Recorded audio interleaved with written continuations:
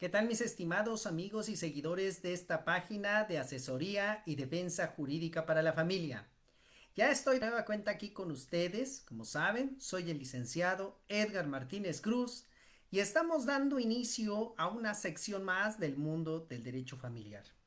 Como siempre, mi agradecimiento a todos y cada uno de ustedes el que me permitan llegar hasta sus hogares, hasta sus oficinas o hasta el lugar donde se encuentren con el fin de dar a conocer lo que he denominado la cultura jurídica. Siempre es importante dar a conocer la cultura jurídica porque de esa manera podemos nosotros conocer nuestros propios derechos y así de esa manera poderlos hacer valer en el momento que sea necesario, en el momento que sea indicado e inclusive hasta para satisfacer alguna de las dudas que cotidianamente se nos van presentando en el día a día. ¿Cuántas veces nos estamos percatando de que nos enfrentamos a cuestiones legales y a veces por desconocimiento o porque no se tiene la pericia, la situación adecuada, pues esto genera de que haya problemas de esta índole y así no podamos llevar a cabo algunas de las situaciones que se están manejando. Por eso es muy importante que nosotros conozcamos todos estos temas que son de gran trascendencia, que son de gran importancia para todas las personas y así de esa manera podamos compartir con todas ellas estas transmisiones que estamos llevando a cabo todos los días lunes principalmente en este horario de 8 de la noche a 9 de la noche. Así que les pido de favor que me ayuden a compartir esta página con sus conocidos, con sus seres queridos, con aquellas personas que pudieran a lo mejor tener una situación de la índole del tema que vamos a tratar el día de hoy. También los conmino para que me sigan en mi canal de YouTube, que me pueden encontrar como licenciado Edgar Martínez, donde también estas transmisiones ya las estamos subiendo al canal de YouTube y en un momento dado también lo pueden revisar constantemente. Pueden hacerme todas aquellas preguntas que ustedes consideren necesarias y oportunas y así de esa manera podamos llevar a cabo pues todas estas transmisiones de la manera adecuada en que en un momento dado nosotros todos requerimos. Así que por eso les agradezco infinitamente el que me ayuden entonces con esta difusión como se los estoy comentando y así de esa manera podamos llegar a todas aquellas personas que así lo requieran. Bueno, muy bien, pues el tema que quiero tratar con ustedes el día de hoy es un tema muy interesante, es un tema que de verdad, pues a muchas personas se les ha presentado esta situación de que ahora con la implementación del Código Nacional de Procedimientos Civiles y Familiares, pues esto nos lleva a que tengamos que en un momento dado conocer muy bien este ordenamiento, porque por ejemplo en el caso de la Ciudad de México ya sabemos que se está aplicando completamente más en materia familiar. Yo sé que en materia civil todavía faltan algunas controversias que se tengan que manejar, al igual que en algunas controversias de materia familiar, pero aquí ya se está aplicando en todo su esplendor y es el tema de hoy, es el de tratar y de revisar cuáles son las medidas provisionales, así como las órdenes de protección que regula este Código Nacional y que se van a aplicar en materia familiar. Es muy importante y quiero dárselos a conocer porque de esta manera vamos a poder poner en práctica estas medidas provisionales y sobre todo saberlas diferenciar un poco de las medidas de protección para que sepamos cómo las debemos de solicitar al momento de que planteemos una demanda, al momento de que planteemos pues principalmente pues la controversia que se tenga que estar planteando y ver qué tanto podemos hacerlo valer y qué tanto no podemos hacerlo valer en el juicio correspondiente. Por eso es muy importante que nosotros lo conozcamos, que sepamos muy bien cómo manejar esta situación, que lo llevemos a cabo de manera adecuada y sobre todo para que las personas pues puedan también saber cómo lo tienen que invocar cuando sea necesario y estén enfrentando un procedimiento familiar. Para empezar, recordemos para la diferencia entre medidas provisionales y órdenes de protección para que podamos diferenciarlas adecuadamente. Las medidas provisionales lo que buscan es salvaguardar los derechos en tanto se lleva un procedimiento. Esos derechos que a lo mejor están consignados en la propia norma jurídica, esos derechos que están consignados en las leyes familiares, esos derechos que a lo mejor están consignados en algunas leyes especializadas sobre ciertos ramos, como por ejemplo las leyes de violencia que se están ya generando. Entonces, todo eso es importante que nosotros lo sepamos manejar para que de esa forma, pues, lo hagamos valer en el momento oportuno. Como yo siempre he dicho, estas transmisiones las hago principalmente para las personas con el fin de que conozcan un poco la norma jurídica. El lenguaje en que me estoy expresando y que siempre me he expresado es un lenguaje sencillo para que lo puedan comprender las personas. Inclusive, el nuevo Código Nacional de Procedimientos Civiles y Familiares ordena que los jueces, cuando ya vayan a dictar la sentencia y ésta la tengan que explicar a las partes, porque se la tienen que explicar en una audiencia oral, en ese momento cuando le explique la sentencia, debe de hacerlo en un lenguaje sencillo y hasta lo dice el código cotidiano. Esto es muy importante desde mi punto de vista, porque recordemos que las leyes son para las personas. El derecho es para las personas, no las personas para el derecho. Entonces esto quiere decir que si vamos a tener una ley debe de ser sencilla, clara, explícita, para que lo comprendan las personas y de esa manera puedan cumplir con las normatividades y puedan cumplir con cada una de ellas. Si no, ¿cómo vamos a cumplir con una ley que a lo mejor resulta ser muy técnica? Una ley que a lo mejor en vez de que nos ayuden a explicárnosla para que sepamos hasta dónde llega su finalidad y por qué la razón de su cumplimiento, pero a veces nos encontramos que eso no lo tenemos aquí y por eso se están enfrentando a muchas circunstancias. Así que por eso les digo que es trascendental que sepamos muy bien todas estas normatividades. Entonces, como les digo, las medidas de protección son para salvaguardar derechos que consignan las propias leyes. Y las órdenes de protección son para salvaguardar principalmente la integridad física de las personas cuando están sufriendo violencia. Y principalmente pues hablamos de la violencia familiar, de los tipos de violencia que yo creo que ya muchos de mis colegas, algunos que ya me han antecedido explicando también estos temas, ya han explicado completamente qué tipo de violencia hay. Hay violencia física, moral, psicológica, económica, de control, etcétera. Ahora hasta violencia vicaria que también trata este Código Nacional un poco este tema, pero que es de gran trascendencia que nosotros conozcamos principalmente en qué momento tenemos que hacerlo valer estos tipos de violencia y sobre todo cómo vamos a solicitar estas medidas provisionales o las órdenes de protección, porque ya les dije que son dos cuestiones totalmente distintas.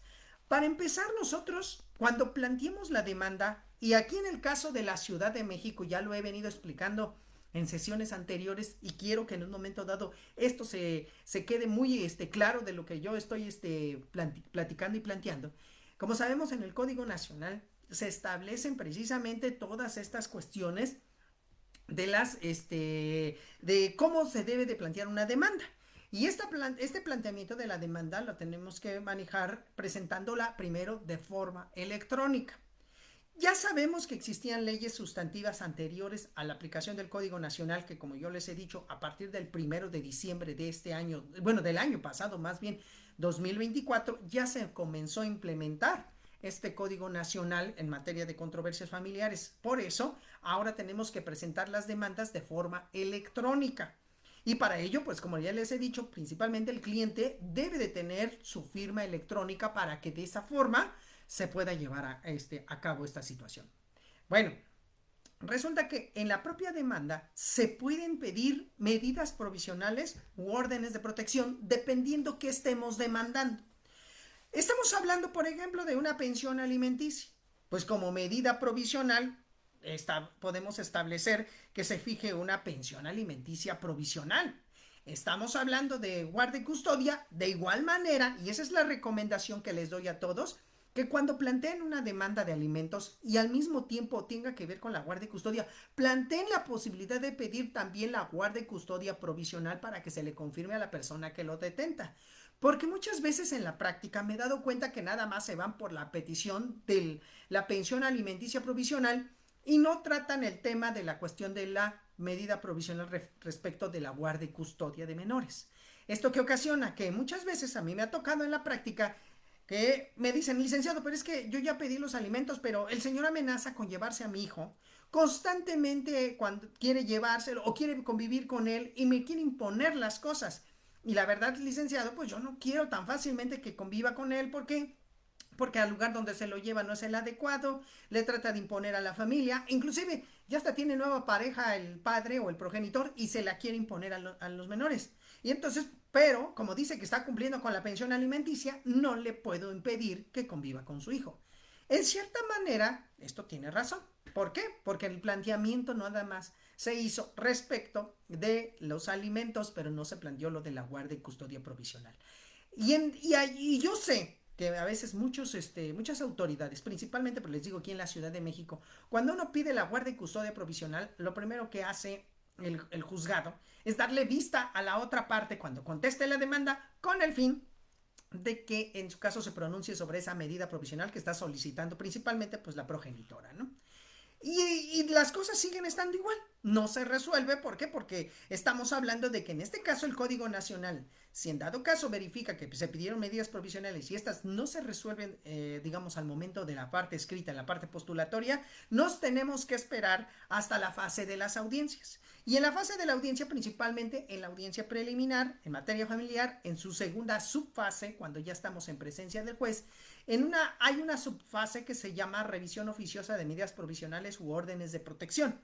Y en esta fase es cuando el juez permite que se empiece a analizar esta situación para ver qué pasa con la guardia y custodia. Pero seamos francos, entre la presentación de la demanda y la fijación y la celebración de esta audiencia pueden pasar hasta 2 o 3 meses, y mientras queda, perdóneme que lo diga así, en el limbo, ¿quién detenta la guardia y custodia del menor? Yo les recomiendo, es una recomendación, si ustedes llegaran a tener alguna otra solución, pues mucho sería conveniente que la compartieran. Pero en el caso que les estoy planteando aquí, yo siempre lo que hago es que cuando pido la guardia y custodia provisional, para que en cierta manera la concedan, es manifestar bajo protesta de decir verdad que ahorita por el momento el menor la detenta su custodia, la progenitora que a lo mejor está pidiendo los alimentos, o viceversa, porque también pueden pedir los alimentos los progenitores, y entonces también se le puede solicitar que sean a través de este medio, como en un momento dado se requieran esos alimentos. Por eso es muy importante que nosotros sepamos pedirlo, porque ahí es donde luego nos encontramos con el problema. Es que sí pedimos la guardia y custodia, pero no nos la concedieron, y ahora nos tenemos que esperar hasta la audiencia para que ahí es donde el juez, al momento de revisar las medidas provisionales, se pronuncie sobre esa guardia y custodia. Y a lo mejor ya nos pasaron 2 o 3 meses en lo que se lleva a cabo esta audiencia, y a lo mejor el padre, el otro, puede llegar y aprovecharse y llevarse al hijo, y al ratito, al contestar la demanda o al celebrarse la audiencia, puede alegar en su favor que ha incorporado a su hijo a su propio domicilio, y es una forma de cumplir también con la obligación alimentaria. Les digo que hay ciertas técnicas o hay ciertas situaciones que en un momento se pueden aprovechar las personas y que pueden manejarlo de tal forma que al rato pues aprovechen estas situaciones y actúen en su beneficio, a veces por estas lagunas que la propia ley no lo señala. Entonces yo ahorita, aprovechando un poco también ya la experiencia que llevo de más de 25 años en el ejercicio de esta profesión, me ha permitido descubrir estos criterios y me ha permitido que a veces verificar que cuando utilizamos esta frasecita de bajo protesta de decir verdad, nos puede conceder el juez la posibilidad de que se confirme provisionalmente en ese caso, pues hasta la tenencia del menor, para que de esa manera no se generen todas estas problemáticas. Bueno, son algunos casos que se me han presentado en la vida cotidiana y que por eso lo pongo aquí a consideración de todos y cada uno de ustedes, para que de esa manera puedan comprender mejor estas instituciones jurídicas. Este Código Nacional es muy benévolo en algunas situaciones y en otras pues sí es necesario también perfeccionarlas. Es una obra humana. Todas las obras humanas son perfectibles. No quiere decir que por ese simple solo hecho no sean perfectibles, sino que claro, se pueden perfeccionar, y de esa manera pues esto puede ayudarnos mucho mejor para que podamos actuar en este mundo jurídico. Entonces esto es muy importante que ustedes lo tomen en cuenta para que lo verifiquen. Entonces, para empezar, como les estoy comentando, el Código Nacional en el artículo 569 nos está señalando cuáles son las medidas provisionales, e inclusive nos está señalando cuál es el objeto de esas medidas provisionales. Entonces nos dice el artículo 569, dice: la autoridad jurisdiccional deberá intervenir de oficio. Fíjense, o sea, dice intervenir de oficio, no se necesita inclusive que sea petición de parte, es una obligación de la autoridad en un momento dado ocuparse de estas medidas provisionales porque así se lo está ordenando la ley. Dice, en las cuestiones inherentes al orden familiar y deberá decretar las medidas provisionales necesarias, deberá decretar las medidas provisionales necesarias sin audiencia de la contraparte y cerciorarse de su cumplimiento en los casos que a continuación se mencionan de manera enunciativa y no limitativa. Cuando dice enunciativa, es decir, que no nada más da como ejemplo esas situaciones, que pueden crearse otras. Con el devenir de la vida, ya sabemos, se pueden crear otro tipo de situaciones y por esa cuestión se puede plantear nuevas medidas provisionales conforme se vaya requiriendo en la vida práctica. Pero por el momento se señalan estas. Ahora, fíjense algo muy interesante que aquí cerciora el Código Nacional. Ya sé que lo veníamos aplicando en la vida práctica, pero aquí lo más importante del Código Nacional es que dice que no se necesitará audiencia con la contraparte. No se necesitará esa audiencia. Esto es, por eso, posteriormente se podrán revisar. Pero por el momento, el juez, si verifica que son necesarias esas medidas provisionales decretarse para que se salvaguarden ciertos derechos familiares, como por ejemplo, estamos aquí, lo dice el propio código en la fracción primera, nos dice medidas provisionales sobre fijación de alimentos. La fracción segunda nos dice que es sobre la guardia y custodia, el régimen de visitas y convivencias, órdenes y medidas de protección, bueno, que también pueden ventilarse sin necesidad de que a lo mejor haya violencia. Ahorita vamos a analizarlas con un poco más de detenimiento. Y cualquier otra medida que señale este código, los códigos civiles y las leyes especializadas en la materia, siempre y cuando la autoridad jurisdiccional considere pertinente para salvaguardar a los integrantes de la familia. Esto es muy interesante porque el Código Nacional también permite que a lo mejor otras leyes estén salvaguardando los derechos a lo mejor de niñas, niños y adolescentes y del propio integrante de la familia. Recordemos que aquí lo está diciendo claramente, son para dar y salvaguardar los derechos familiares. Lógico que siempre cuando hay menores de edad, pues siempre buscamos proteger este interés superior. Y recuerden que ahora como abogados debemos de estar muy bien preparados y conocer todas estas cuestiones de los derechos de niñas, niños y adolescentes. ¿Por qué? Porque ahora ya tenemos que ser abogados especializados en dicho ramo y demostrar que somos especializados. No basta con que yo nada más lo diga, como dicen, revelar de que soy especialista a lo mejor en materia de niñas, niños y adolescentes. No basta con decir esa situación, sino también es importante demostrar que tenemos esa especialidad, que conocemos la materia y sobre todo que conocemos todo lo que dice el ordenamiento, en este caso adjetivo, como puede ser el Código Nacional, en esta materia, para que de esa manera nosotros cuando estemos frente al órgano jurisdiccional en una audiencia donde todo ya se hace de forma oral, de forma verbal, ya no se hace casi nada por escrito, solamente aquellos informes que tengan que rendir algunas autoridades que lo hacen por escrito, pero en este caso la participación de los abogados y de las partes en una audiencia tiene que ser de forma oral. Inclusive, como les digo, estas medidas provisionales pueden ser revisadas hasta la audiencia que se llama preliminar en su segunda fase, cuando es la presencia ante el juez.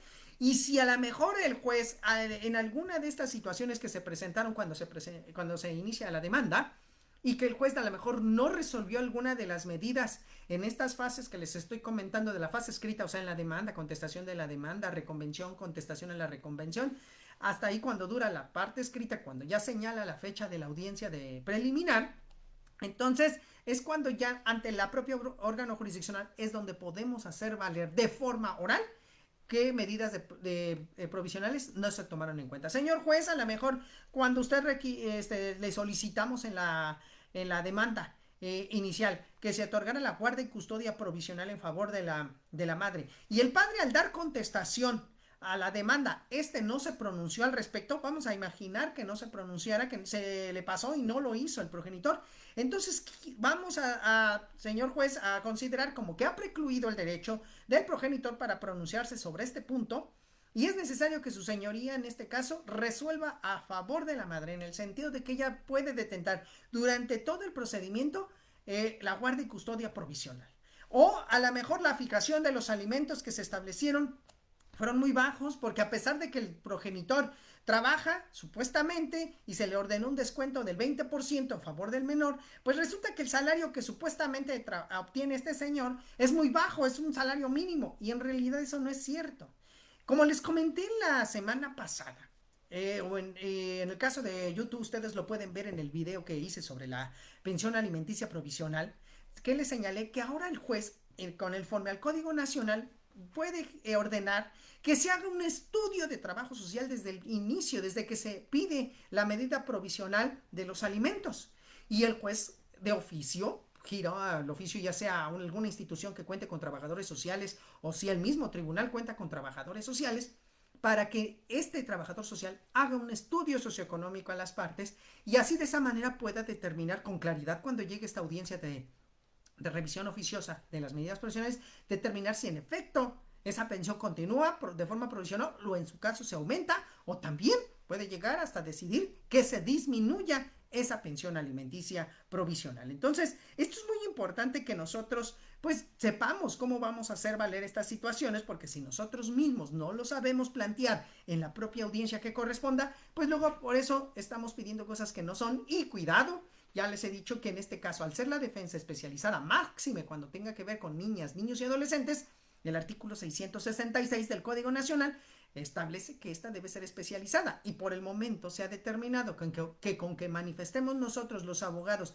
bajo protesta de decir verdad que conocemos sobre este tema, que estamos aversados en el mismo, porque nos hemos dedicado exclusivamente a todo ello, pues por esa circunstancia estamos pidiendo que se nos reconozca como defensa especializada. Y si el juez se da cuenta en la audiencia que no sabemos pedir nada, que no estamos haciendo nada al respecto, pues qué pasar, que nos pueden revocar del cargo y hasta le pueden dar a vista al Ministerio Público para que en su caso tome nota y se pueda hasta iniciar la investigación por el delito de falsedad en declaración, porque nosotros mismos falseamos al decir que conocíamos sobre este tipo de derechos de la niñez y en realidad no sabemos plantearlo.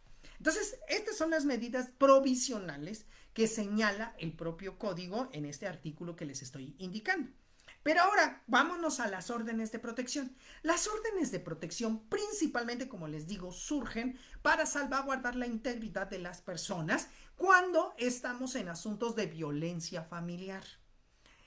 A diferencia, las medidas provisionales para salvaguardar derechos, es decir, la pensión alimenticia, la guardia y custodia, el régimen de visitas, como lo dice el propio código, pero ya las órdenes de protección son órdenes, como valga la expresión, como dice, que emite la autoridad jurisdiccional con el fin de proteger la dignidad y la integridad física de las personas que sufren violencia familiar.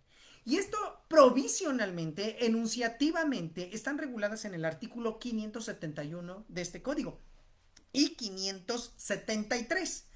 Miren, el código en el artículo 571 nos está estableciendo los principios que deben de regir para otorgar estas medidas u órdenes de protección.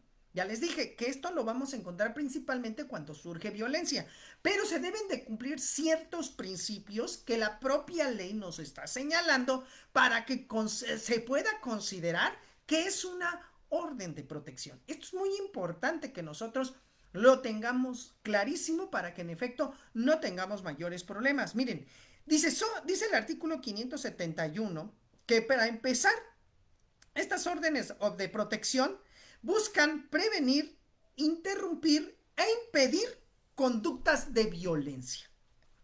O sea, estoy hablando en forma resumida, Ustedes revisan el artículo 571 y lo van a poder ver con mayor claridad. Pero dice, ¿qué buscan estas medidas de protección? ¿Cuál es la finalidad de estas medidas de protección? Pues prevenir, interrumpir o impedir cualquier acto de violencia en contra de la víctima que supuestamente está diciendo que está sufriendo todas estas cuestiones, violencia física, emocional, psicológica, etc. Y por eso nos señala que son principios básicos de las órdenes de protección. Dice, primero, protección de la víctima. Lo que se busca es proteger con esa medida de protección a la víctima. Ese es el principio básico que tiene que regir. Por eso nos dice que la víctima recupere la sensación de seguridad ante posibles amenazas de quien violenta. Dice, lo cual, por otra parte, es indispensable para romper con el círculo de violencia. Por eso se ordenan esas medidas de protección, porque buscan proteger a la víctima, acabar con la violencia que está sufriendo, impedir que se siga generando esa violencia y así de esa manera prevenir que se pueda generar mayor tipo de violencia. Por eso vean, así es como en un momento tenemos que saber interpretar estas normas que nos está señalando el Código Nacional. Segundo principio, deben de ser de urgencia. Esto es, la orden se debe de implementar y cumplir de manera inmediata, con la mayor agilidad posible, a efecto de que cumpla con el fin de prevenir o impedir que los actos de violencia se cometan o se sigan cometiendo. Ahorita vamos a ver cuáles son unas de ellas, pero por ejemplo, para que no se les olvide, es de urgencia. ¿Qué tal si la persona está viviendo dentro del domicilio donde está siendo violentada y pues presenta la demanda de violencia familiar y está pidiendo como orden de protección que se le ayude a salir de ese lugar de violencia que se está generando? Entonces puede girarse oficio a las instituciones policíacas o a las instituciones de investigación, cual sea, para que acompañen a la víctima y en un momento dado a lo mejor se pueda obtener que salga con sus cosas y que no se lo impida el generador de violencia o el supuesto generador de violencia, porque todavía no estamos ciertos si de verdad se genera o no violencia, pero lo que se busca es evitar que se den ese tipo de violencia y por esa cuestión mejor hay que salvaguardar a la víctima. Por eso se dice que es de urgencia. Esto es que estemos ahí al pendiente y que se dé esa situación de que se elimine cualquier situación de violencia que se pueda generar.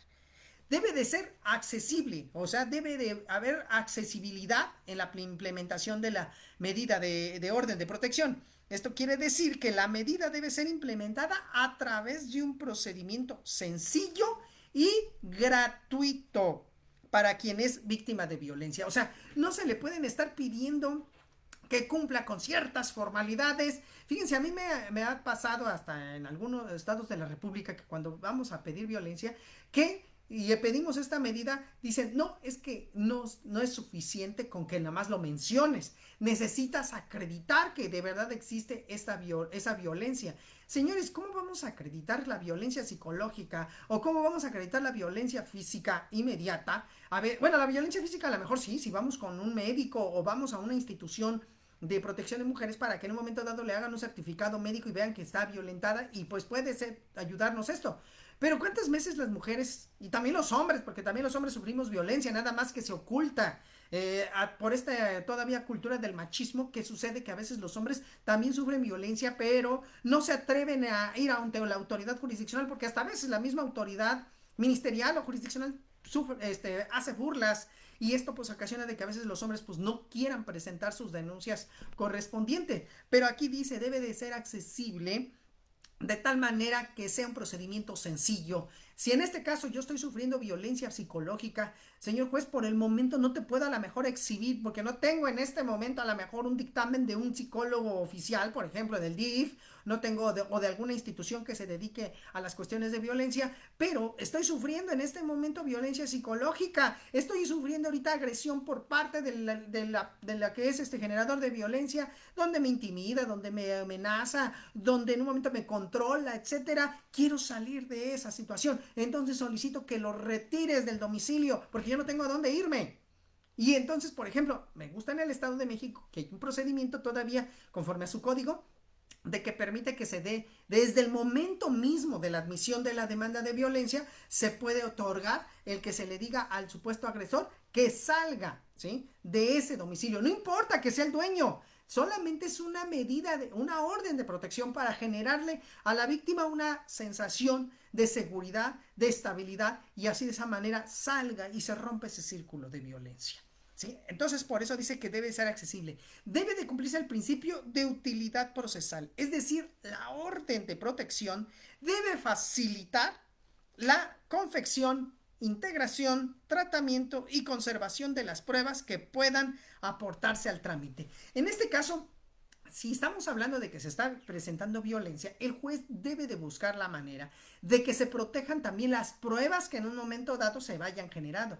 Por ejemplo, pues vamos a ver que si en este caso, pues el que generó violencia, pues a lo mejor causó un daño físico, como les digo, pues entonces están los dictámenes médicos, ya sea del asistente, del médico legista, del del Ministerio Público o también de alguna institución oficial donde también mencione que pues cuáles son las secuelas que hay sobre la violencia física que tiene la persona, etcétera. O sea, tiene que buscar el juez que todas estas también órdenes de protección es para salvaguardar los elementos probatorios necesarios y así poder acreditar que existe una situación de violencia. Esto es muy importante que nosotros lo tengamos bien en claro para que no tengamos mayores complicaciones en ese aspecto, ¿sí? Y dice la fracción quinta de este artículo 571 que también se debe de buscar la necesidad y proporcionalidad de la medida. Es decir, las órdenes de protección deben de responder a la situación de violencia en que se encuentre la persona destinataria y debe de garantizar su seguridad o reducir los riesgos existentes. Esto es, por ejemplo, aquí para que ustedes lo comprendan, ¿qué tal si yo en este momento estoy sufriendo violencia psicológica, donde nada más estoy recibiendo amenazas, constantemente agresiones verbales, etcétera, y pido como medida de protección que también se le retiren al que esté generando la violencia supuestamente, todo, que se le quiten todas las armas que pudiera llegar a tener, es decir, hasta armas de fuego o hasta punzocortantes, ¿no? Pero esta medida es muy excesiva.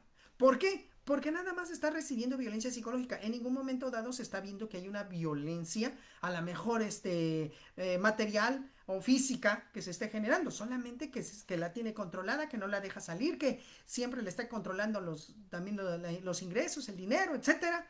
Y entonces, pues yo creo que en este caso se está excediendo la medida de protección que se está solicitando. Debe de ser la medida de protección, por eso dice de necesidad y proporcionalidad. En este caso, que el propio generador de violencia pues también no se le esté generando mayores perjuicios de lo que en realidad pudiera suceder.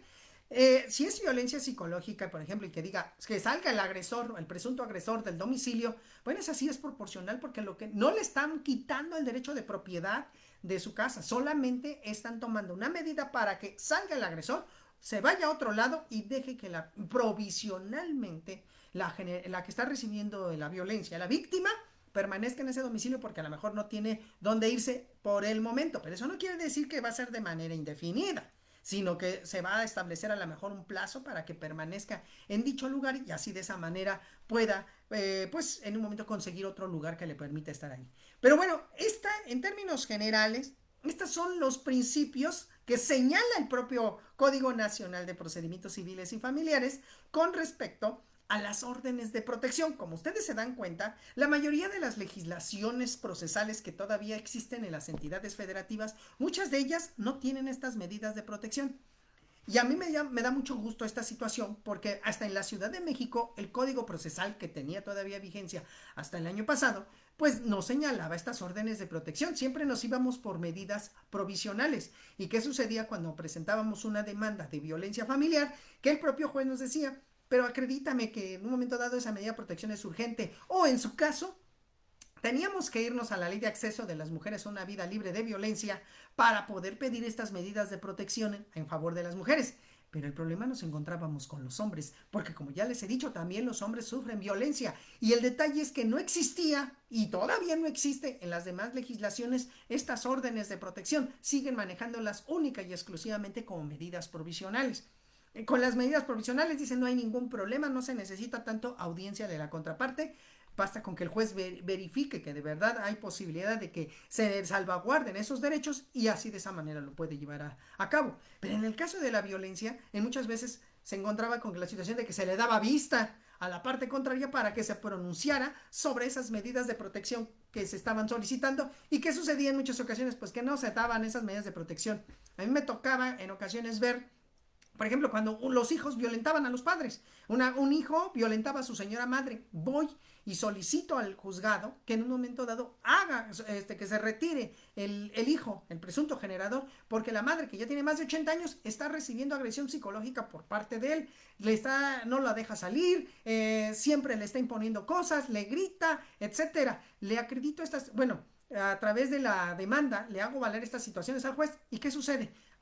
Que una vez que se admita la demanda y cuando conteste la demanda a la parte contraria, se resolverá sobre la medida de protección que se está mencionando. Entonces decíamos, oye, pues ¿qué esperas? Que en un momento dado, cuando le llegue la demanda al hijo, ¿qué va a pasar? Que el hijo al rato se va a comportar hasta de manera más violenta con la propia persona que la está demandando. Si estamos hablando de una persona de la tercera edad, respétale sus derechos, respétale la posibilidad que tiene de que se les salvaguarden esos derechos, pero si no lo hacen, pues entonces a veces por esa circunstancia se están generando situaciones que a la larga pueden traer consecuencias funestas. Pero bueno, este código me parece muy acertado en que está protegiendo en cierta manera las cuestiones en violencia. Yo sé que la parte contraria, el presunto generador de violencia va a decir, oye, pero no es excesivo el que se fije en esas medidas de protección.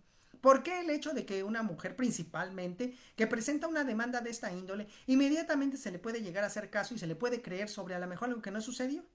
Tienen razón en parte de lo que les estoy comentando. Porque luego a las mujeres principalmente, lo he visto, y discúlpenme, pero se ha visto cómo, y ustedes han visto hasta en las redes sociales, cómo hay algunas mujeres que se aprovechan de la forma en que encuentra regulada la situación, la propia ley, de querer aprovecharse de la situación en que se marca la propia normatividad y luego quieren amenazar de que están siendo víctimas de violencia, que supuestamente las están violentando, etcétera. Y pues no nos queda de otra que ahora protegernos, señores. También hay que tener mucho cuidado en todos esos aspectos. Yo sé que a lo mejor nos podemos enfrentar a un proceso legal por el simple solo hecho de que una mujer llegue y diga que está recibiendo violencia, y eso nos puede llevar a que tengamos que no enfrentar un proceso judicial. Pero también recordemos que no debemos de tenerle miedo a los procedimientos, ni modo, estamos enfrentando a ello, pues vamos a tener que en su caso acreditar que en efecto nosotros no somos generadores de violencia, o la persona que está siendo supuestamente denunciada o demandada no es generador de violencia, y tiene para eso que seguir todo un procedimiento y aportar las pruebas que son necesarias para poder demostrar esta circunstancia que les estoy mencionando. Entonces, pues ni modo, a veces tenemos que enfrentar los procedimientos y también pues hacer que las leyes se cumplan. Las leyes no están mal, señores. Las leyes son pues creaciones humanas que también pues en un momento no son perfectas y que pues se tienen que perfeccionar. Yo estoy en contra de esa frase que muchas veces la gente está, es que las leyes son corruptas. No, las leyes no son corruptas porque no tienen voluntad. Las leyes son ordenamientos que se crean para una sana convivencia en sociedad. Entonces, si está mal la ley, pues hay que buscar la manera de que en su caso se rectifique, se reforme para que de esa manera pueda cumplir las expectativas que se buscan, pero no nos dejemos llevar luego por lo que se menciona de que las leyes son corruptas. Y bueno, pues vamos a seguir para que en un momento no perdamos el hilo de esta situación. Les digo, el artículo 573 del Código Nacional de Procedimientos Civiles y Familiares es donde nos señala cuáles son algunas de las medidas de protección que se pueden establecer en un procedimiento judicial. Les digo que esta es una novedad que ahí sí lo aplaudo. ¿Por qué? Porque les digo que en la mayoría de los códigos procesales de las entidades federativas no se tiene esta regulación. Claro, como les digo, este código ahorita ha entrado en aplicación en la Ciudad de México, pero tenemos hasta el 1 de abril del año 2027 para que se implemente en toda la República Mexicana, y es necesario que lo conozcamos, porque si no conocemos también este ordenamiento, por eso al rato cuando ya esté en aplicación el código, luego no saben ni siquiera cómo llevarlo a cabo. Esto es muy importante que ustedes lo tengan bien clarificado para que de esa manera lo podamos cumplir. Entonces, el artículo 573 nos dice que son medidas u órdenes de protección. En la fracción primera nos dice que la desocupación inmediata del domicilio conyugal o donde habite la víctima por la persona agresora, independientemente de la acreditación de la propiedad o posesión del inmueble, aún en los casos de arrendamiento. Fíjense nada más. Y yo diría más lejos, no nomás en el arrendamiento. ¿Qué tal si me están prestando el inmueble? ¿Qué tal si estoy en casa de los papás o la víctima está en casa de los papás del presunto agresor? Pues independientemente de ello, también puede ordenarse que se vaya el agresor del domicilio, no importa si es propietario o no es propietario, o si está en una posesión derivada, para que de esa manera se salvaguarde la integridad física o psicológica de la presunta víctima de violencia familiar. Entonces, por eso les digo que ahí, esta es una ventaja que se tiene. Ya sé que algunos me van a decir, pero a lo mejor puede ser excesiva, o a lo mejor se puede ir más allá, porque no es posible que le crean más a la mujer, bueno, pero también se le puede aplicar en favor del género masculino. El detalle es que nada más se atrevan a hacer también el trámite correspondiente. Y me ha tocado ver asuntos donde también nosotros hemos tramitado y hemos llevado de hombres violentados y sí se les ha otorgado también esa medida de protección. Aunque no les voy a mentir que culturalmente seguimos pensando que la mujer es la parte frágil en una familia y por eso más se le dan los derechos de protección a ella. Pero ya les dije, esto es general. Hombres también se le puede hacer, no importa género. La fracción segunda de este artículo también nos dice que puede ser como medida de protección la prohibición inmediata a la persona probable responsable de apersonarse en el domicilio, lugar de trabajo, de estudios, del domicilio de las y de los ascendientes y descendientes o cualquier otro que frecuente la víctima. Fíjense nada más, o sea, aquí en este caso se le puede pedir al juez, la persona que esté sufriendo, que el agresor no se presente en su domicilio, no se presente en los lugares de trabajo o hasta en los lugares que puede frecuentar. ¿Qué tal si la víctima de violencia le gusta ir a los parques, le gusta ir no sé, a pasear a un centro comercial, etcétera? Pues también se le puede llegar a impedir a la persona supuestamente agresora que no se presente en dichos lugares o que no se acerque a la víctima a cierta distancia, aunque esté en dichos lugares.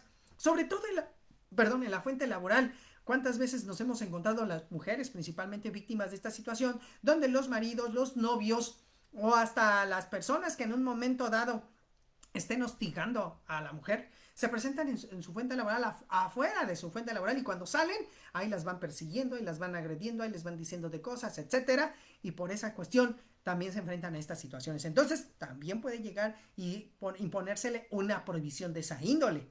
También nos dice la fracción tercera la prohibición de intimar o molestar a la víctima en su entorno social, así como cualquier integrante de su familia. Claro, pues o sea, ¿qué tal si está violentando también a sus amistades de la persona que está siendo violentada? No solamente violenta a la persona, sino que molesta a sus familiares, molesta a sus amistades, a sus conocidos. Entonces también eso puede implementar el juez como medida de protección. También nos dice que el auxilio policíaco de reacción inmediata a favor de la víctima con autorización expresa de ingreso al domicilio donde se localice o se encuentre la víctima al momento de solicitar el auxilio. Claro que puede en ese momento la víctima mandar llamar una patrulla y que ésta pueda entrar al interior del inmueble para que le ayude a salvaguardar su integridad o física o psicológica o lo que sea, para que en un momento dado deje de generarse esta situación de violencia.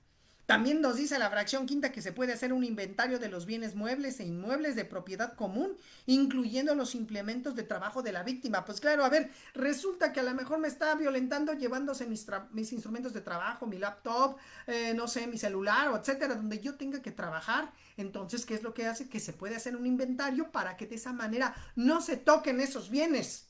Y si se llegan a tocar, se hace responsable al presunto generador de violencia. Dice también la fracción sexta, informar a las autoridades o instituciones competentes sobre las medidas tomadas a fin de que presten atención inmediata a las personas afectadas. Sí, pues por ejemplo los albergues, los lugares de, pues a lo mejor de salud, para que también tomen nota sobre esta situación y les proporcionen a las personas los elementos necesarios para poder salvaguardar sus derechos que en el momento se están señalando. El uso y goce de los bienes que se encuentren en el inmueble que sirvan que sirva de domicilio a la víctima. Pues también proteger todos esos bienes que a lo mejor están ahí dentro de la propiedad y que la víctima a lo mejor fue hasta quien las compró y ahora resulta que pues el otro se queda en el inmueble y no le quiere permitir ni que los use ni que los goce. Entonces también, fíjense, está señalando esto el código. También nos dice la fracción octava el acceso al domicilio en común de autoridades de seguridad pública de la que se expedirá copia a la víctima para que pueda acudir a la autoridad más cercana en caso de amenaza o de agresión. En muchas veces se le notifica a la autoridad de seguridad pública para que esté atento a la víctima cuando a lo mejor le haga una llamada telefónica y de inmediato se constituyan en el domicilio para que protejan a la persona de las posibles agresiones que pueda estar recibiendo. Y también nos dice la fracción novena, emitir orden de protección y auxilio dirigida a las autoridades de seguridad pública. Bueno, esta ya la dije, perdón. La fracción, en este caso, décima, brindar servicios reeducativos integrales, especializados y gratuitos, con perspectiva de género en instituciones especializadas y gratuitas a la persona agresora para erradicar las conductas violentas a través de una educación que elimine los estereotipos de supremacía de género y los patrones machistas y misóginos que se generaron. En este caso, pues, o sea, reeducar al presunto agresor, que se presente ante instituciones correspondientes y ya de esa manera, ante estas instituciones, pues ya se pueda recibir cursos, se pueda recibir, no sé, algunas cuestiones educativas para que se elimine lo mejor posible las conductas machistas y misóginas y sobre todo de generadores de violencia. También pues dice la suspensión temporal al agresor del régimen de visitas y convivencias con sus descendientes. Ojo, pero cuando hay violencia, estamos hablando de eso, que el presunto progenitor pues esté violentando a los hijos cuando tiene convivencias con ellos, los manipule, los está agrediendo, etcétera. Entonces, por esas circunstancias, si el juez considera de que puede haber un indicio de esa índole de violencia, puede suspender las visitas y convivencias que así que se hayan decretado inclusive. También dice la fracción 12, prohibición al agresor de enajenar o hipotecar bienes de su propiedad que puedan ser susceptibles de división entre los cónyuges o concubinos con independencia del régimen matrimonial a que se encuentre el sujeto al matrimonio.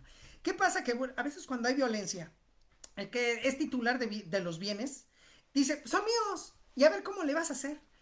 Yo los puedo vender y no te toca nada, principalmente cuando están casados bajo el régimen de separación de bienes. En este caso, independientemente de que estén casados por sociedad conyugal o separación de bienes, se le puede pedir al juez que se le impida provisionalmente al presunto agresor de que se abstenga de venderlos, de hipotecarlos, de enajenarlos. ¿Por qué? Porque forman parte del patrimonio familiar.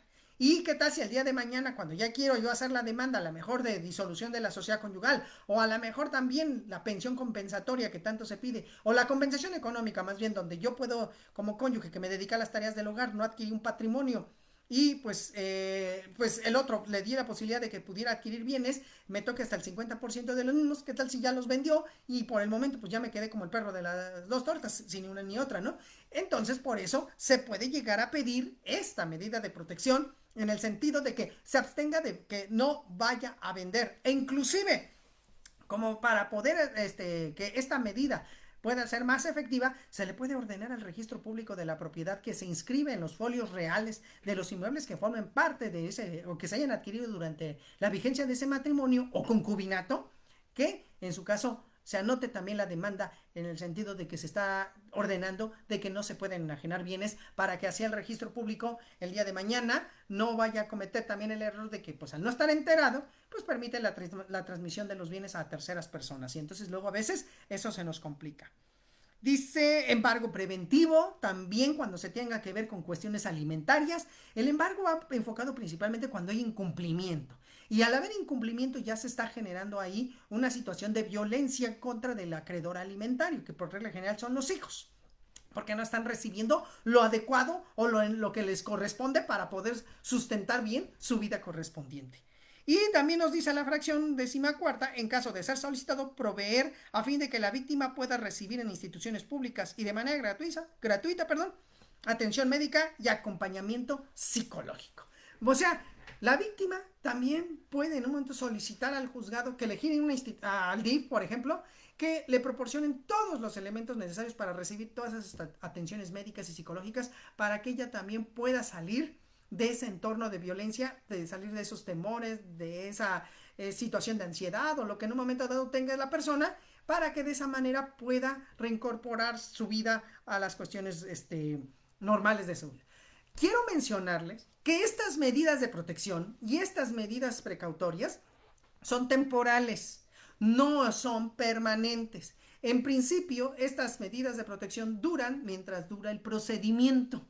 Por ejemplo, vamos a suponer que si el juicio dura a lo mejor un año, pues durante ese año se van a generar las medidas de protección. O en un momento dado, si es necesario que todavía se sigan proporcionando posteriormente de la sentencia, pues también a lo mejor el juez puede llegar a ordenar que se sigan señalándose. Pero estas medidas de protección y estas medidas provisionales pueden ser modificadas y no necesariamente tiene que ser en audiencia correspondiente, sino que se puede hasta convocar a una audiencia especial para su revisión si en dado caso cambiaron las circunstancias.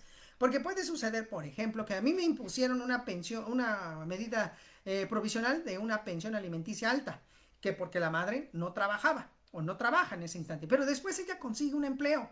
Y a lo mejor un buen empleo que sí le permite obtener buenos ingresos. Acuérdense que los alimentos deben de ser proporcionales. Entonces se puede solicitar que se revise la medida provisional que se decretó en una audiencia especializada en razón de que te acredito, señor juez, que la señora está trabajando, ya está recibiendo ingresos. Por tal motivo, ya no hay necesidad que me pongas una medida de provisional alta, sino que ahora se ponga de forma proporcional porque ambos ya tenemos ingresos y nosotros tenemos que cumplir con nuestras obligaciones para con nuestros hijos. Y así es como en un momento dado se puede pedir esa revisión que les estoy comentando. Pero es muy importante que la solicitemos, que la llevemos a cabo conforme a los lineamientos que nos dice el propio Código Nacional. Así que es importante que conozcamos este ordenamiento, como les digo, para que sepamos cómo actuar, para que sepamos cómo llevar a cabo este tipo de medidas y que de verdad funcionen, o en su caso también cómo protegerse de ellas. Porque también si no, pueden ser que se aproveche la otra parte para que nos impongan estas medidas y como consecuencia al ratito estamos nosotros sufriendo las consecuencias. Bueno, pues muy bien, vamos a dar contestación ya a algunas preguntas, vamos a dar contestación ya a algunos saludos que me están haciendo, porque como les digo, pues a veces el factor tiempo no es nuestro mejor aliado, pero lo importante es que ustedes también tengan un conocimiento más sobre este tema que es de gran trascendencia, máxime que se trata de un ordenamiento que, vuelvo a insistir, pues ya se está llevando a cabo, un ordenamiento que nosotros debemos de conocer completamente y que debemos de manejar ahora sí que lo más perfecto posible, porque les digo que esto es para beneficio de todos los justiciables. Muy bien, pues entonces vamos a empezar a dar contestación. Les digo algunos saludos. Rodrigo Zeus dice, un placer tomar sus clases. Muchísimas gracias, Rodrigo, saludos. También aquí tengo a González Lisa que nos manda saludos, gracias. También Frank Hernández dice, Lick, saludos desde el estado de Tabasco, muchísimas gracias que me siguen desde el estado de Tabasco. Mini Rodríguez, una gran seguidora también que nos saluda desde Hidalgo. Cheli Educadora, hola, buenas noches, le envío saludos y bendiciones desde Valle de Chalco, muchísimas gracias. Me da gusto también saludarlos. Maricruz García también nos dice saludos. Hilo Rojo nos dice, Lick, buenas noches. En el tema de la firma electrónica, ¿sabe usted alguna forma de generarla? Porque en la plataforma no puedo accesar. En este caso, en la Ciudad de México, para poder obtener esta firma electrónica, tienen que acudir necesariamente a las instalaciones del Poder Judicial. En este caso, se acude a la instalación de los juzgados familiares o de los juzgados civiles que están ubicados en la avenida Patriotismo. Y ahí pueden llevar, claro, deben de llevar tanto físicamente como en una USB nueva, de preferencia, deben de llevar en PDF por separado el acta, perdón, la cédula, perdón, no, el INE, el CURP, principalmente INE, CURP, y en su caso un comprobante de domicilio, los cuales también los tienen que llevar de forma física y así de esa manera es como pueden tramitar su firma electrónica ante el propio Poder Judicial. Pero también si su cliente tiene ya la firma del SAT o tiene también ya la firma del Poder Judicial Federal, con esa también pueden ustedes firmar para presentar las demandas ante el propio Poder Judicial. Entonces, esa es la manera en que yo te recomiendo que puedas acceder para que tu cliente obtenga su firma electrónica. Juliet Ross nos dice saludos y bendiciones desde Pachuca de Hidalgo. Gracias, abogado, por compartir sus conocimientos. Gracias, más bien a ustedes por estar aquí. Mauricio Trejo dice, como siempre, muy atinada sus conocimientos y saludos, maestro. Recuerdo en algún momento usted nos recomendó solicitar al juez nuestra demanda en el caso de violencia familiar, el cese de la violencia. Un fuerte abrazo, maestro. Claro que sí, gracias. Y sí, ya lo he mencionado en otros videos anteriores, que en efecto tenemos que solicitar pues el cese de la violencia, pues de eso se trata. Pues para eso son las medidas de protección, para que la violencia, como dice el propio código, que se pueda eliminar, se pueda prevenir y como consecuencia también impedir que se siga dando esa violencia. Así nos lo dice el propio código. Robert Alf dice, muy buenas noches, licenciado Edgar, una pregunta, ¿a partir de cuándo lo que es en materia civil, a partir de cuándo el Código Civil Federal deja de estar vigente en lo que repito, a lo que es la materia civil? Para empezar, el Código Civil Federal no deja de estar vigente. Los códigos civiles no dejan de estar vigentes. Esos son derechos sustantivos. Lo que va a dejar de estar vigente son los códigos procesales de los estados de la República, así como el Código Federal de Procedimientos Civiles. Sí. Que diga el Código Federal de Procedimientos Civiles, nada más como se llama. Entonces, ¿por qué? Porque va a entrar en sustitución el Código Nacional. Ahora, a nivel federal, todavía se sigue aplicando el Código Federal de Procedimientos, porque todavía no se ha emitido la declaratoria de entrada en vigor del Código Nacional. Solamente en algunos rubros ya está aplicándose, pero solamente los que se refieren principalmente a procedimientos de designación de apoyos extraordinarios, que sustituye el procedimiento de interdicción, a la declaración de ausencia por desaparición forzada de personas, y según el cuarto transitorio del Código Nacional, señala también que si las partes deciden, al entrar en vigor el Código Nacional, someterse a dicho ordenamiento, el juez no se los puede impedir. Así que también por esas circunstancias se puede llevar a cabo la entrada en vigor del Código Nacional. Pero como ahorita todavía no ha entrado para todas las controversias y para toda la República Mexicana, el plazo máximo que tiene la Federación y las demás entidades federativas para que entre en aplicación el Código Nacional es el 1 de abril del año 2027.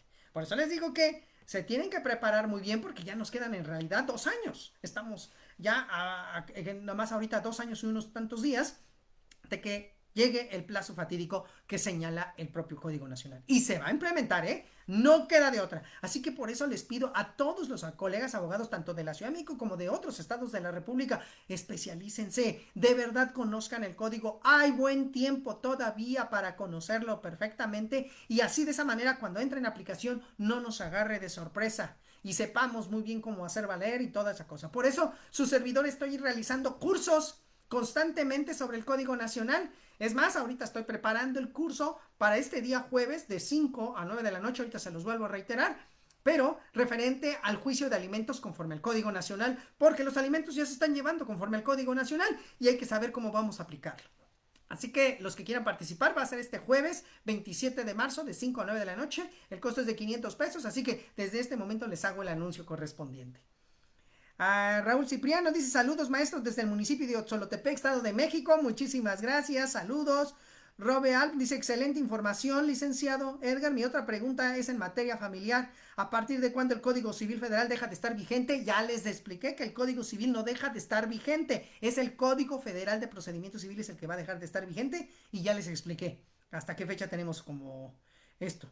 Le falta comentar sobre las jurisprudencias. Bueno, las jurisprudencias ahorita por el momento ya lo hemos manejado, pero como para el Código Nacional todavía no hay jurisprudencias, pues tenemos que basarnos un poquito en lo que dice el Código Nacional y sobre eso tratar de ver qué jurisprudencia le puede ser aplicable. Aquí lo importante, señores, les estoy hablando de un ordenamiento que está por entrar en vigor en toda la República y que en la Ciudad de México ya se está aplicando. Entonces tenemos que generar, en este caso, nuevos criterios jurisdiccionales para esta implementación del Código Nacional. Ponciano Chávez, buenas noches. Licenciado Edgar, buenas noches, saludos. Marilyn Mart nos dice: gracias por compartir, excelente noche, gracias por estar aquí también. Jorge PC dice: buenas noches, saludos Lick. En el caso de medidas urgentes, ¿se solicitan mediante el mismo escrito inicial o habrá otro procedimiento? No, se piden en el mismo escrito inicial. Esto es importante, pues si no, no serían medidas de protección. Por eso se pide en la demanda medidas provisionales y de protección. Ticket Fuentes nos manda saludos. SP Elvi, saludos Lick desde Puebla, muchísimas gracias. Martínez Jiménez Gilberto nos manda también saludos, gracias. Maricruz García nos dice: gracias, estimado maestro, gracias a ti por estar aquí. Carmorey JZ dice: cuando la persona niega a ser violentador, ¿también debe probarlo? Aquí no aplica el que afirma debe de probar, regla general. Estamos hablando, ojo, muy claramente, que son medidas de protección con el ánimo de evitar mayores perjuicios. Si el generador de violencia dice: yo no soy generador de violencia, no nos queda de otra que en efecto demostrarlo durante el juicio. ¿Y cómo se va a demostrar? ¿Cuál es la prueba idónea principalmente? La prueba psicológica. ¿Por qué? Porque en la prueba psicológica se va a demostrar si esta persona de verdad es generador de violencia, o a lo mejor también puede llegar a ser víctima de violencia. O a lo mejor no es generador de violencia y solamente es una falsa apreciación de la realidad, una mala interpretación de las cosas por las cuales pues se presenta este tipo de situaciones y no lo es como tal, y por eso se va a dictar una sentencia que así lo indica. Las medidas de protección son para efectos de, como les dije hace rato, proteger la integridad de la persona, pero no le están dando la razón de manera inmediata de que haya violencia, solamente es para salvaguardar la integridad física y psicológica. Después, si se decide que no lo hay, pues bueno, las cosas vuelven al estado que tenían, inclusive se puede reincorporar al inmueble la persona que en un momento dado haya salido del mismo. Sergio Avendaño Hernández, en el Estado de México aún no es aplicable el Código Nacional, es decir, se sigue aplicando el Código Civil y de procedimientos de la entidad. En efecto, yo ya lo he dicho, que esto es nada más para la Ciudad de México, ahorita por el momento. Clean Orendines dice, en mi caso me quitaron a mi hijo en el DIF ya que su papá lo llevó a declarar algo que no es cierto y mi niño le tiene miedo, por eso mintió. Desgraciadamente se agarran de un problema que tuve, que dice aquí, que se agarran de un problema. Dice, a ver, yo recibo, dice, pero mi esposo y yo recibimos, a ver, perdón, es que creo que ahorita esto se fue más lejos, ya, perdón, la pregunta ya aquí está, perdón, ya la estoy recuperando. En mi caso, dice, me quitaron a mi hijo en el DIF, ya que el papá lo llevó a declarar con algo que no es cierto y mi niño le tiene miedo, por eso mintió. Desgraciadamente se agarran de un problema que tuve con mi esposo en el 2023.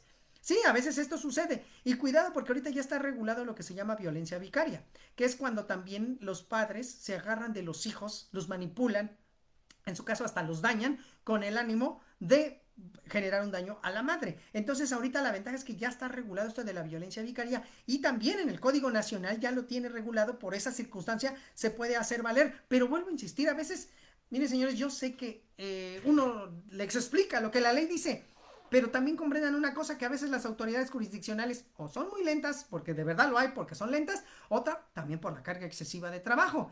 Entonces a veces uno que más quisiera que las cosas se hicieran lo más rápido posible, pero a veces no se pueden llevar a cabo por las circunstancias que les estoy mencionando.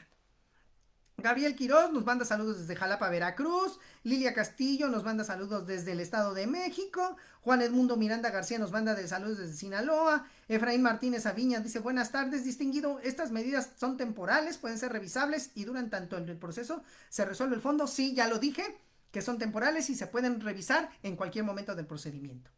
Moisés dice, en cuestión de forma, chocarán los criterios con el derecho penal en cuestión de separación de personas violentadoras.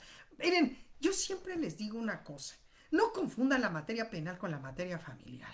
¿Por qué siempre tienen que, muchas veces los penalistas, y discúlpenme, pero los penalistas se van más por el área penal y no se van por el área familiar, que a veces es la más idónea? Porque lo que se busca en materia penal es encontrar si hay delito y en su caso imponer una sanción por eso. Dentro de las sanciones pues puede ser la reeducación, pero en materia familiar lo que se busca es proteger a la víctima de forma inmediata.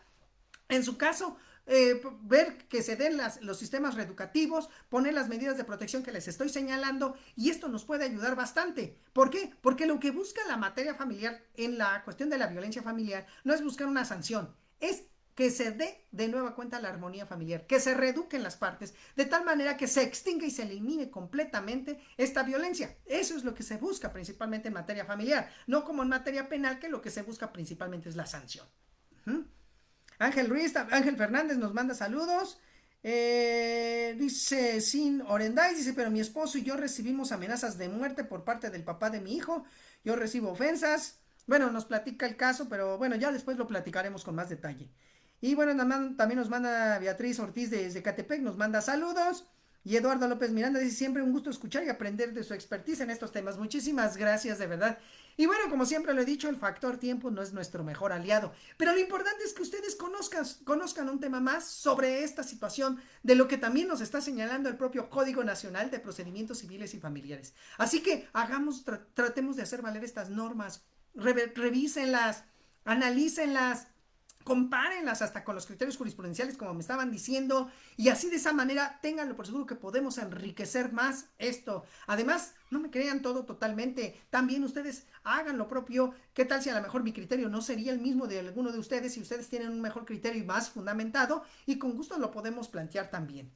Y bueno, antes de retirarme, como siempre les digo, pues voy a llevar a cabo, ya les estaba comentando hace rato, el curso el jueves 27 de marzo en un horario de 5 de la tarde a 9 de la noche, el curso sobre el juicio de alimentos conforme al Código Nacional de Procedimientos Civiles y Familiares. Les aseguro que va a ser un aprendizaje completo. O sea, vamos a tratar de ver cómo se regula precisamente el Código Nacional, la cuestión de las audiencias, de la fase postulatoria en materia de alimentos, cómo se piden los alimentos provisionales, cómo se pueden modificar esos alimentos provisionales, etcétera, conforme al código que nos está ahorita entrando en vigor, porque recordemos que en la Ciudad de México ya se está aplicando principalmente en materia de alimentos. Así que tenemos que saber cómo vamos a plantear una demanda, cómo vamos a dar una contestación a la demanda, si hay una reconvención, cómo la debemos de plantear y también cómo se debe de contestar esa reconvención, cómo se pide la audiencia preliminar, las fases que comprende, la audiencia de juicio y hasta el dictado de la sentencia. Entonces va a ser un curso de verdad muy enriquecedor,